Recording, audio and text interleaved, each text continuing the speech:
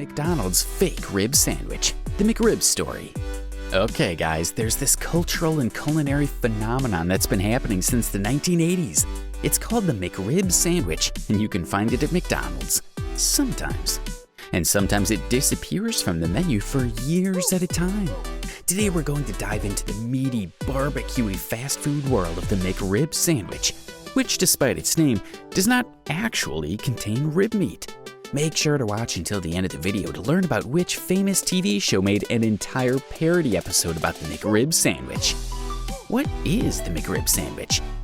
For those of you who don't know, who have never tried the McRib Sandwich, then it's hard to even describe this culinary wonder. In its simplest description, the McRib Sandwich is a sandwich sold by McDonald's, consisting of a pork patty covered in a special barbecue sauce, with pickles and onions on an elongated hoagie-style bun. However, anyone who has tried the McRib before knows that it is so much more than this. It is the softest, most flavorful meat you'll ever eat. And even despite the general knowledge that there isn't much, actual rib meat in the sandwich, its popularity hasn't changed one bit. The secret barbecue sauce in the McRib has a sweet and smoky flavor, very similar in taste to bullseye brown sugar and hickory barbecue sauce. It contains tomato paste, vinegar, molasses, natural smoke flavor, and a variety of different spices, and it's definitely delicious. The meat is mostly composed of ground pork shoulder, not rib meat, and it's restructured in the shape of a small rack of ribs. We'll get more into meat restructuring in the next section. But before we do, make sure to subscribe to our channel for more videos like this. History of the McRib. The origins of the McRib sandwich are closely tied to the creation of the Chicken McNugget in 1979. The McNugget was an instant and wildly popular hit, and it quickly led to chicken shortages and complaints by hungry customers who wanted more of that crunchy, chickeny goodness. So, McDonald's executive chef at the time, Renee Arend, set out to create something new to offset the demand for chicken, and thus the McRib was born. Arend's original inspiration was to copy the flavor of a barbecue sandwich he had eaten in South Carolina. He really liked Southern barbecue and wanted to figure out a way to replicate these flavors at scale. Due to recent developments in technology and meat restructuring, it became possible to reshape the pork patty to resemble a very small rack of ribs. Meat restructuring came about in the US by the military, who used the technology to create their MREs, meals ready to eat. McDonald's jumped on board because it wanted the new McRib sandwich to be interesting, not just another circular patty on a bun. Despite its name, McRib, there's no rib meat in the sandwich. The meat is mostly pork shoulder, which is chopped finely, seasoned, and then shaped into the signature rib rack. This is then flash frozen and shipped off to McDonald's locations around the world, ready to be devoured. The McRib was first tested in Kansas City in 1981. It passed this market test with flying colors and was introduced to other McDonald's locations in 1982. In the process, the pork industry got very excited about the prospect of pork being consumed at scale at McDonald's restaurants. So far, pork had not benefited from fast food chains as much as beef and chicken had. By 1983, the McRib could be found in 3,500 locations. But despite McDonald's best marketing efforts, the sandwich just wasn't taking off. People complained about its taste and its messiness. So by 1985, the McRib had officially become a McFlop, and it went to the McDonald's graveyard along with other new product failures. And it seemed like that was the end. But this is where something interesting happened. It turns out that the McRib wasn't a complete fail. In fact, it had developed a cult following among people who really liked the barbecue on a bun. These people absolutely worshiped the McRib, and McDonald's saw this as an opportunity. Scarcity marketing. In 1989, McDonald's had realized that the McRib, while not as popular as they had originally hoped, had become popular with enough people, and decided to bring it back on a limited basis for an unknown amount of time, and thus began one of the most wildly successful scarcity marketing campaigns in the world, and McDonald's is still doing it today. Scarcity marketing is a tactic used by companies that appeals to people's panic and sense of urgency. When people think that something is going away forever, they all of a sudden need it. It's a wildly effective strategy used by companies like Starbucks with their pumpkin spice latte, Booking.com's limited rooms left, and Amazon's today's deals. It's essentially appealing to people's FOMO, their fear of missing out. And McDonald's knows this strategy well. They practically invented it. So from 1989 to 2004, the McRib would come and go like a Swiss train.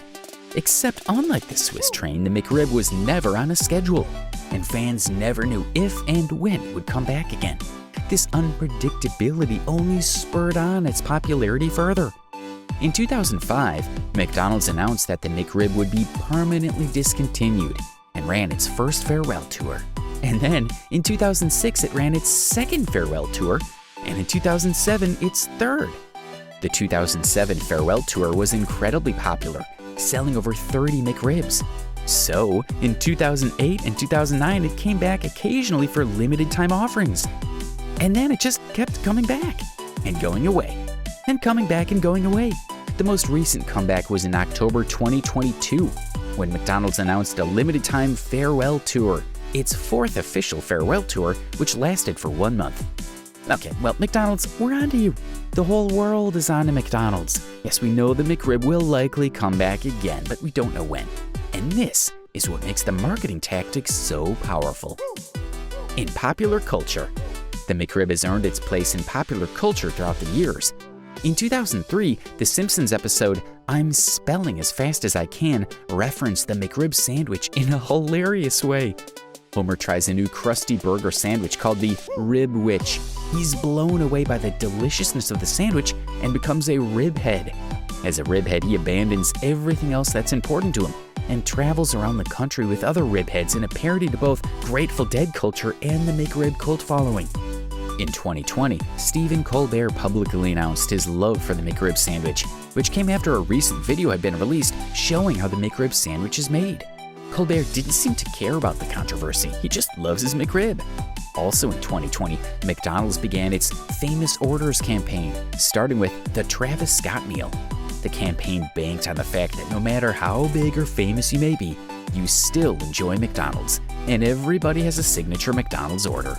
Kim Kardashian, Garth Brooks, and Kanye West participated, among other celebrities. It was a wildly popular campaign focused on reaching a younger demographic and keeping McDonald's relevant. In 2021, in honor of the McRib's 40th anniversary, McDonald's released NFTs, or non-fungible tokens, to Twitter fans. These are digital assets that are based on computers' blockchain technology, and they'll stand the test of time. And while many of us may not understand the purpose of NFTs, it shows that McDonald's marketing department has once again shown impressive techniques to keep their brands relevant in the modern age. McRib around the world. The McRib exists at McDonald's chains around the world, with several interesting variations. In Germany and Luxembourg, the McRib is permanently available. Yeah, you McRib fans, you can head to either of these countries and always get your precious sandwich. During the London Olympics of 2012, New Zealand and Australia brought the McRib back, calling it the Atlanta Pork McRib. Sales skyrocketed way higher than expected, and within a few days they ran out of stock. The scarcity marketing tactic used by McDonald's happens around the world, not just in the United States. As of September 2022, the McRib came back to make a farewell tour across Central America, showing up in Guatemala, Nicaragua, El Salvador, and Honduras, where they have an option for a McRib and bacon sandwich. Oh yeah, now we're talking. Regardless of where you are in the world, there will be McRib fans. This cult following has become a worldwide phenomenon, and McRib fans can now visit a website dedicated to locating the nearest McDonald's selling it. The site is not actually affiliated with McDonald's, but they're definitely benefiting from the extra marketing. If you're interested, this website is called mcriblocator.com. We've learned so much from McDonald's. It's clearly accompanied with both marketing and culinary genius. People love the McRib sandwich, and it pulls in millions of dollars in sales for the McDonald's Corporation each year. That is, if it's shown up on the menu that year. Because you never know when the McRib is going to come back or disappear again. Have you ever tried a McRib sandwich? Tell us in the comments. Make sure to like this video and subscribe to our channel